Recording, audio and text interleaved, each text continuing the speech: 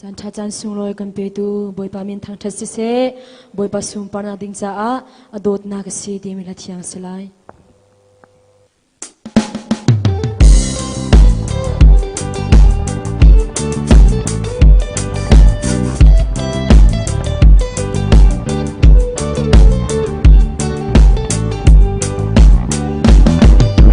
đốt na phial tilaga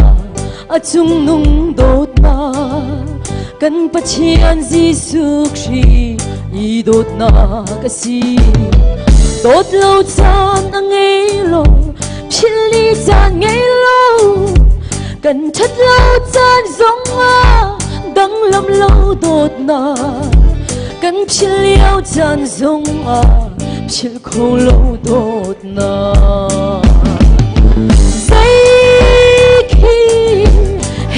ta chun ha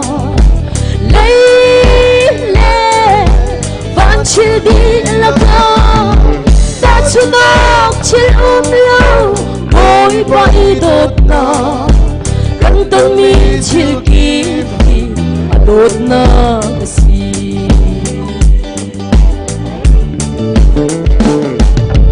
đốt na gần tân zong hi đốt na si pha na kan ton zong hi adot na kasi zot le pha na chung in a o thai ter tu ngày cha mi thi chung in a mui mu ter tu kan cha ko khan lai re a chiam tok sing shan sai khi hen ka ta chun na lấy lệ van chill đi là cao ta chun ốc chill lâu bôi bay đốt na gần tân mi chill kịp đốt na si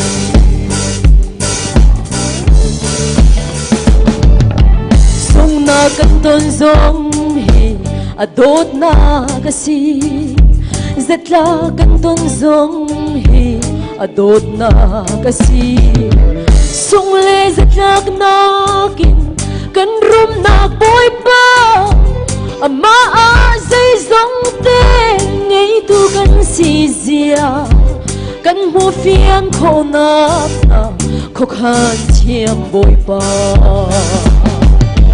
dây khi hen ka ta chun na chill đi là cao ta chun ốc chill lâu bôi bay đốt na kan tân mi chill kịp đốt na si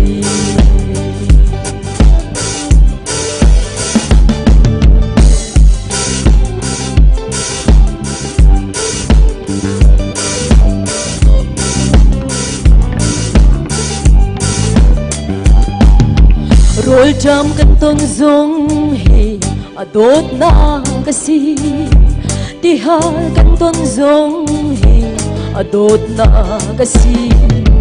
rồi trăm min thân na rồi trăm le ti ha na le mang trăm zong hi Giêsu min thân na le sun pa na kasi amen say khi hen ka ta chun ha lấy lệ van chill đi là cao ta chun ốc chill lâu bôi bay đốt na kan tân mi chill kịp đốt na si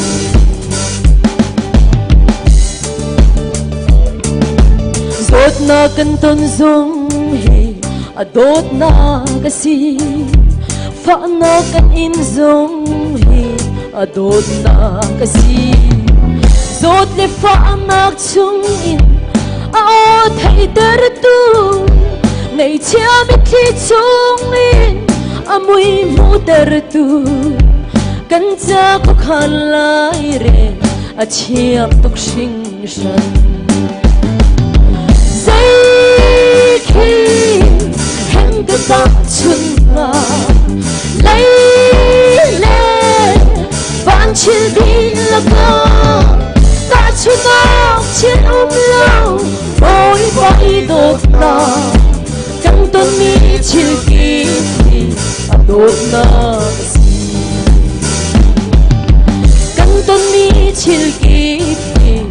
đốt na kasi căng tuần mi chill kỳ đốt na kasi boy panis yung pana chaudi se